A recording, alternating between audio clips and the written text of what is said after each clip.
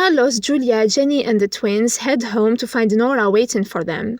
Fernanda didn't let Nora say goodbye to her grandson because she never cared about him. She buried him in a place where he can rest in peace away from his grandmother. Nora then reveals that Arturo killed himself, so she wants to bury him next to her grandson. Fernanda screams when she hears that. Tessa apologizes to Jenny. She thought the worst thing that could happen to her was for people at school to make fun of her for having a mother like her. Jenny confesses that when she left her town, everybody started being mean to her. Her father taught her that the only approval she needed in life is her own. Tessa wanted to be everything her grandma expected from her, but Jenny warns her that Nora isn't a good role model, and she never knew how to show her children love, affection, or respect. She just instills fear in people so they somehow respect her. Chaos brings Jenny and Luciano to Fernanda's to say goodbye. Nora wants to give Luciano the computer that contains the video Jenny recorded while at the cabin. She's glad he's getting closer to her family. Nora wants to give him the place he deserves at the company, but Luciano doesn't want her money. She reminds him that someday she won't be there anymore, so he'll be in control of the company and he'll pass it on to his children. Luciano states that he doesn't want to get married and have children because he's gay. Nora is shocked to hear that. He assures her that he might get married with a man and have children using a surrogate. Nora has trouble breathing and faints. She's immediately transported to the hospital. Luciano tells the entire family that it's his fault Nora ended up in the ICU. Then he comes out as gay to them. He storms out and Jenny wants to follow him, but Chaos reminds her that Luciano needs his family's support. Julia and Carlos reassure him that he's not to blame and whatever he wants to do, they'll always be there for him. The doctor informs the family that Nora had a stroke and their priority now is to keep her alive.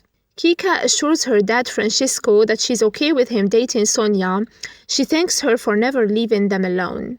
Julia attends Arturo's funeral and wonders what he did to his family to be so alone. Fernanda explains that he abandoned them long ago as they had no class or money.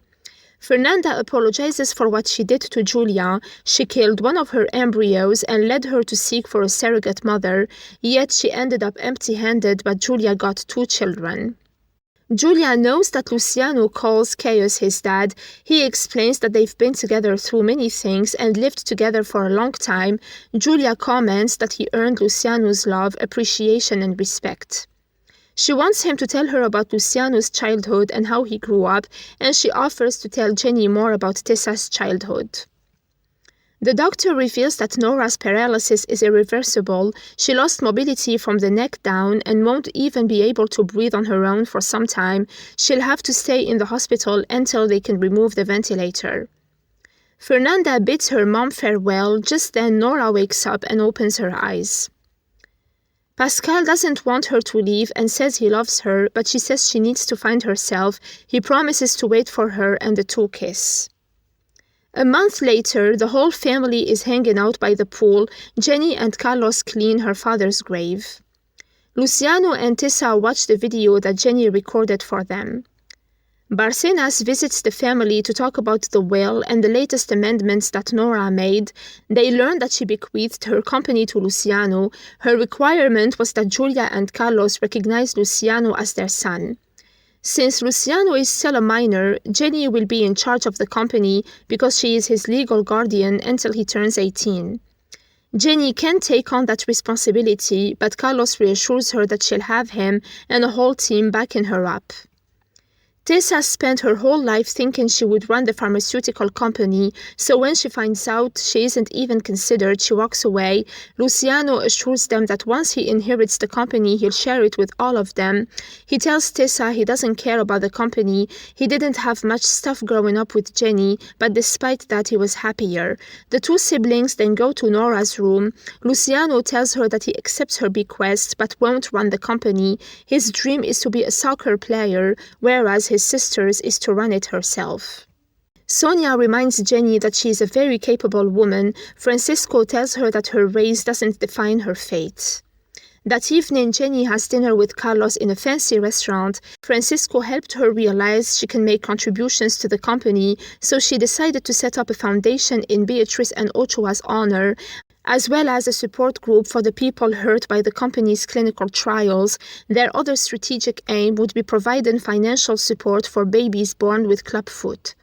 Carlos thinks it's a wonderful idea. He still feels a little guilty for everything that happened, so this is a decent way to redeem himself in all of this.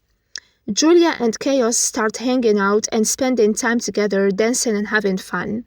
He walks her home and states that he wants to go out with her again, but not as friends. She gladly accepts and they kiss. The next day, Carlos introduces Jenny to the staff. She doesn't want people to take this the wrong way and thinks she wants to replace Nora. Carlos informs Anita that Jenny will be working with them in one of their most important projects, so he orders her to provide her with whatever she needs. Carlos then has a meeting with Marcela and Roberto. Carlos apologizes to her and offers her a position in their research area, and since they're restructuring the company, he offers Roberto the position that Irene held. Jenny's friends then show up at the company and congratulate her. Julia tells Nora that she swore many times to get revenge for what she did to her, but she changed her mind because nobody leaves Earth without paying their dues. Marcela thanks Jenny for making a change in the company. Jenny brings Cello, a friend of her father's, to take care of Nora. The latter watches as the news report on Jenny's foundation. Jenny assures the journalists that the company is in good hands. They will not just focus on developing drugs, but also on social welfare. The whole family is shown celebrating New Year's Eve together. Sonia is pregnant, Julia and Chaos are dating, Marcela and Roberto are friends with them, Nora is still alive but paralyzed. They all enjoy dinner together and celebrate the coming of the new year. Jenny and Carlos toast with her dad, then share a kiss. Carlos narrates that they're a weird but united family. They also learned that love is what brings people together the most.